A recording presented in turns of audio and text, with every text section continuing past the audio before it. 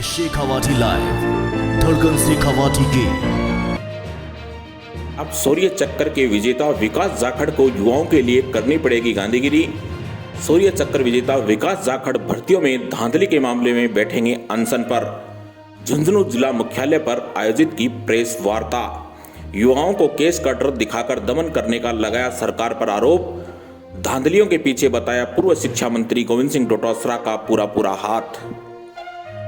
अब सूर्य चक्र के विजेता विकास जाखड़ को युवाओं के लिए करनी पड़ेगी गांधीगिरी। जी हां, प्रदेश में भर्तियों में लग रहे आरोपों को लेकर युवाओं के भविष्य के संदर्भ में गांधीगिरी का ही सहारा लेना पड़ेगा, वह भी प्रदेश में सत्तासीन उस पार्टी के खिलाफ जिसके लिए गांधी जी का विशेष महत्व है।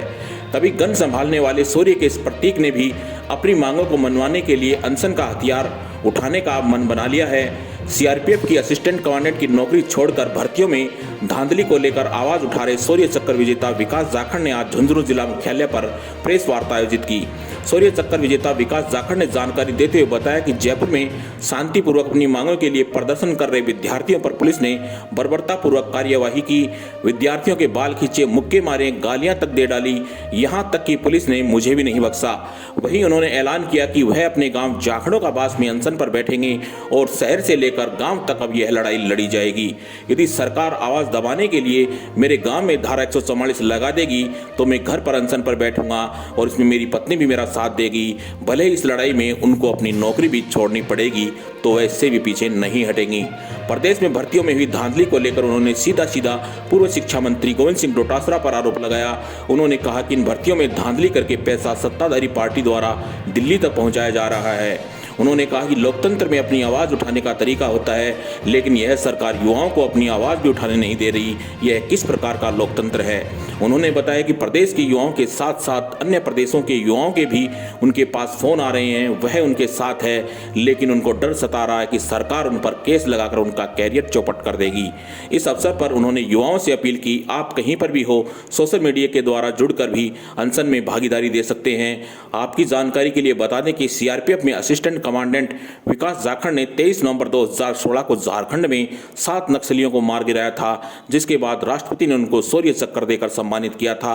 हाल ही में उन्होंने प्रदेश में हो रही भर्तियों में धांधलियों का आरोप लगाते हुए इस्तीफा देकर युवाओं के लिए लड़ाई लड़ने का बिगुल बजा दिया था।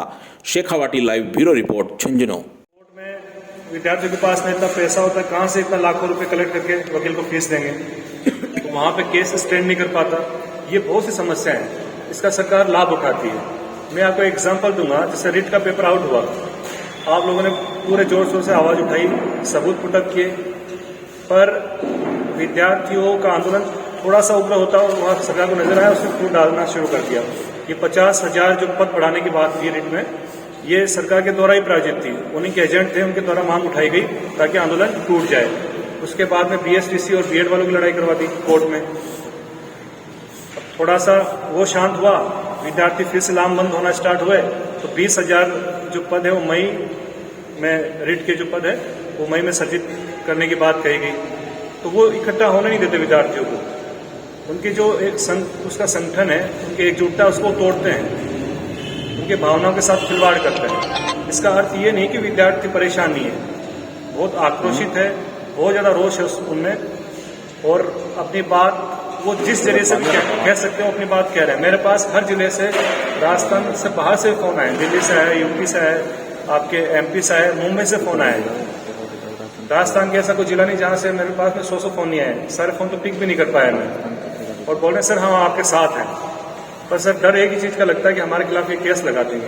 अब बताओ उसका क्या इलाज करें, केस लगा देंगे। ये मतलब दमनकारी इनकी नीति है, अपने ही बच्चों पे, अपने राज्य के बच्चों, इन्हीं की संतानें हैं ये, इन्हीं पे वो केस लगा रहे हैं, इन्हीं का दमन कर रहे हैं। तो सरकार आखिर करना क्या चाहती है? ये किस तरह का लोकतंत्र है? मतलब आप भ्रष्टाचार पे भ्रष्टाचार भी करें और उसके खिलाफ आवाज भी नहीं उठाने दें। पहले भी हुए, मतलब लोग आंदोलन कर रहे हैं, स्टूडेंटों ने भी आंदोलन किए, पार्टी ने भी आवाज उठाई, पर इनके कान पे जूं तक नहीं रहे। दिक्कत क्या है कि एक तो चोरी, ऊपर से सीना चोरी। ये बोल रहे हमने किया है और हम मानेंगे नहीं, जो करना आप कर लो। तो वो हमारे सिस्टम के लिए बहुत घातक, लोकतंत्र के लिए बहुत घातक है। मैं नहीं तो कोई दूसरा भाई उठाए, आवाज तो उठाए कम से कम, और वो उठा भी रहे लोग, मीडिया के सामने नहीं आ पा रहे बेचारे। मेरे पास ऐसे लोगों के फोन आए, मैं आप बात करवा दूंगा उनसे कि सर बोले मैंने पूरा जो सिस्टम है कहाँ कहाँ इन्होंने एक पूरा तरीका निकाल रखा है पेपर आउट करने का और ये धांधलियों का। मैं मंत्री के पास गया तो मुझे 9 दिन जेल में डाल दिया उन्होंने। 9 दिन जेल में रह के आया वो आदमी। बोले सर मेरे तो पीछे कोई खड़ा नहीं है। अब मेरे को तो ऐसा है उन्होंने किनारे लगा दिया। आज मैं किसी सरकारी स्कूल में कॉलेज में उसमें पढ़ा के अपना गुजारा कर रहा हूँ, पर सर बोला आपके पीछे मैं खड़ा हूँ। तो किसी को तो आवाज़ उठानी पड़ेगी। ये तो पूरी कोशिश करेंगे, की भी इन्होंने, आगे भी करेंगे। मैं वो रिजाइन का डिसीजन लिया तो मेरी पत्नी के जो वर्क प्लेस पे हॉस्पिटल पे पुलिस का SHO आया, थाना प्रभारी आया। उसका क्या मतलब है मेरी पत्नी से पूछताछ करने का, बताइए? क्या क्राइम किया है उसने कोई?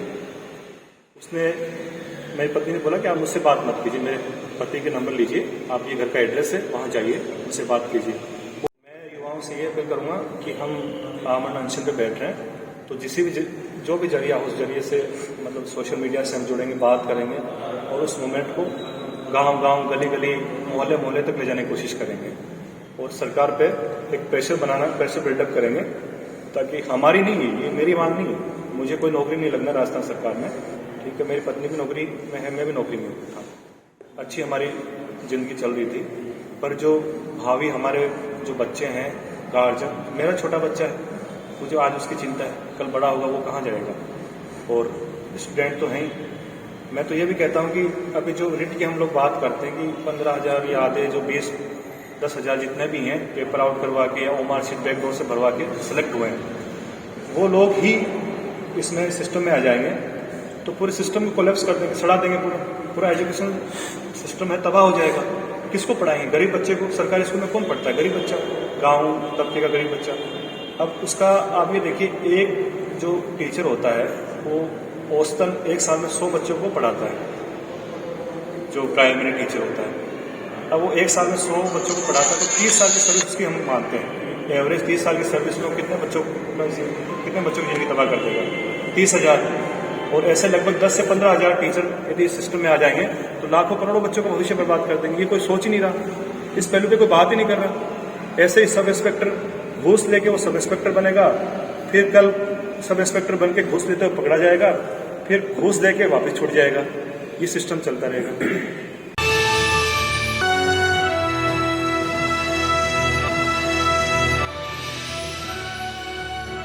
ये है शेखावाटी लाइव, धड़कन शेखावाटी की